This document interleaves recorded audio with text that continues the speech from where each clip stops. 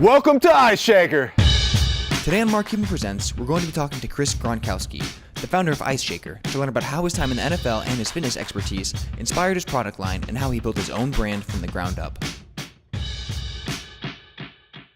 So the idea came about in June 2016, 100-degree day. I'm pumping weights in the gym, and I was sitting there making sweat rings, little designs on the floor. I'm like, this is ridiculous. This idea hits me that I'm just sick of drinking warm water out of a smelly plastic bottle. I looked everywhere for something that was insulated that I could use, and there just was nothing out there. And that's when I wanted to go out there and make this product for myself. Chris, who looks like this, founded the company with his friend Orlando Vargas, who looks like this. So you could say they're familiar with the inside of a gym.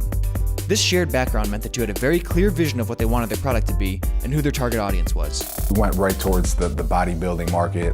We did a lot of events. What really took us to the next level was going out and putting the product in front of people. We had to go and do fitness expos. We had to put it in actual hands of customers that are going to use the product. The biggest and most powerful selling point was just by having our product in front of people and showing them what else is on the market. So we really had to differentiate ourselves, and this was a great way of doing it. And then once we got their feedback, once we got reviews going, once we got all that, the word of mouth started spreading, and that's when we really started to take off.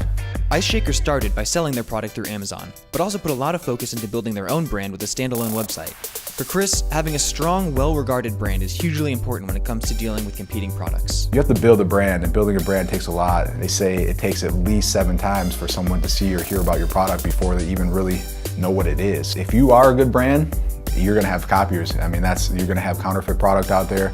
I always knew it was coming. I knew if we got to that level, I knew if we were successful, that was gonna be an issue. But these people are trying to come on to Amazon and just make a quick buck. And at the end of the day, they're gonna know the difference between your brand and their brand.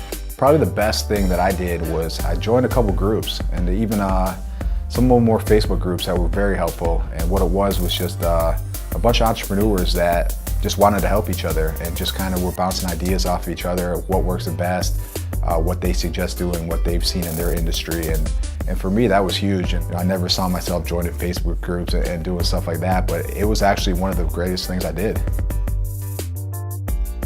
To me, the ultimate sport is business. You're competing against the rest of the world 24/7 by 365. And if you're going to compete, you have to commit. That's all for this episode. Thanks for watching. Follow our show page, and if there's any topic you'd like to know more about, let us know in the comments.